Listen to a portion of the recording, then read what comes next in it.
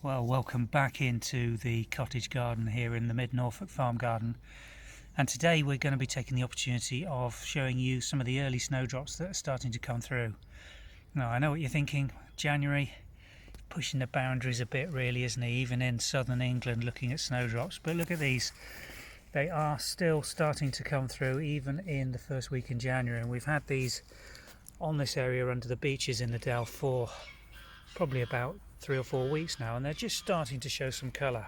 They're not going to be in full flower until the middle of February going through into March, but the reason we're doing this video now is if you have got an established planting of snowdrops like now, these you are going to have this opportunity, and if you act now then you can take advantage of what should be lying around on the surface and extending your snowdrops by planting those bulbs up in the green. So let's have a look, see what we can find, but just by pulling back some of the leaf mould on this established planting. Okay, so what we're going to do is just gently with our fingers in between the bulbs start pulling back some of the leaf mould, and this is what we're looking for, and this is your opportunity at this time of year, because over winter, as these bulbs have been scratched around by the birds and things, an element of the little snowdrop bulbs will have been worked through onto the surface, and these are just going to be sitting there. At this time of year they're probably just putting a little bit of root down like that, but these aren't going to do particularly well if they're just left there unless you've got soil to bring in over these. So what we're going to do is collect these little bulbs up. Many of the smaller ones just haven't got any root on at all, they're just sitting on the surface like that, and these are effectively going to reproduce your snowdrop crop really nicely, and you're really planting them and collecting them in the green as you would post flowering when you're splitting and dividing clumps. But if you collect these up at this time of year over a surface like this, we're probably going to get a couple of dozen little bulbs in no time at all with lovely green shoots on. Some of them are going to be a good size, just look at these, and those ones are going to flower this year. So what we're going to do is collect these up, pot them on, and hopefully in a couple of weeks time have lovely little pots of snowdrops.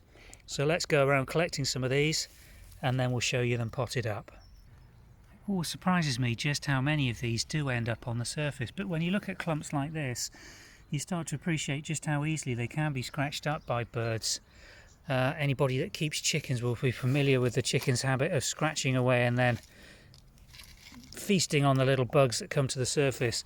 And in an area like this of semi-dappled, almost semi-woodland really, with the oak and beech leaf mulch that forms on the top, this is ideal hunting ground for the pheasants, partridge and other wildlife that will make their way through this dell during the winter's months. So it's not surprising that in just a couple of minutes I've managed to collect half a pot of decent sized snowdrop bulbs which otherwise would have just been lying on the surface.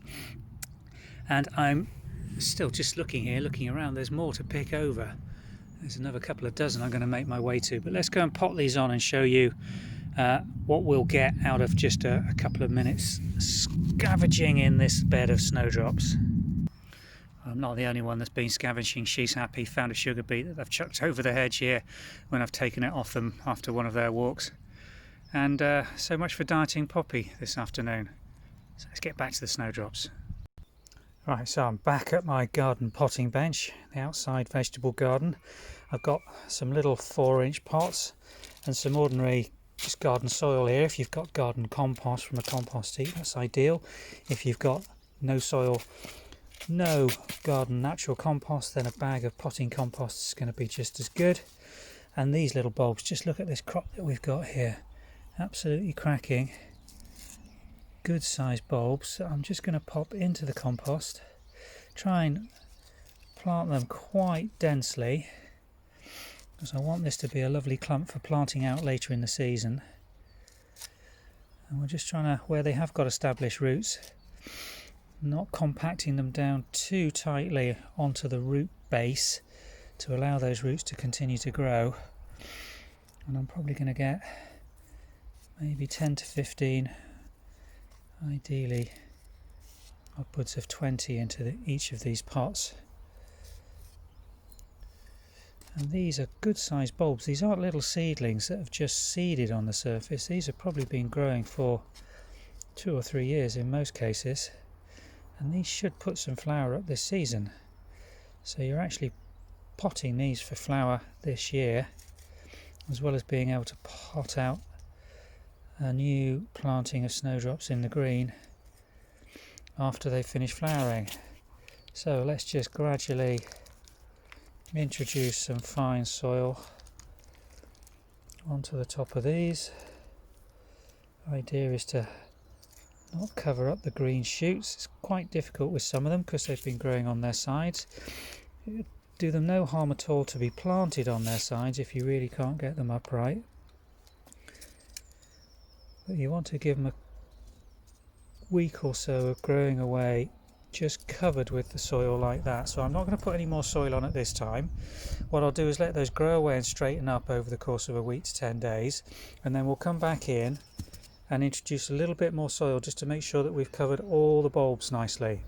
And then when we do come to plant that out later in the season, we'll plant them again at around 2 to 3 times the depth of the bulb, with a good increased soil covering so that they're nice and deep in the soil and shouldn't be scraped up next year.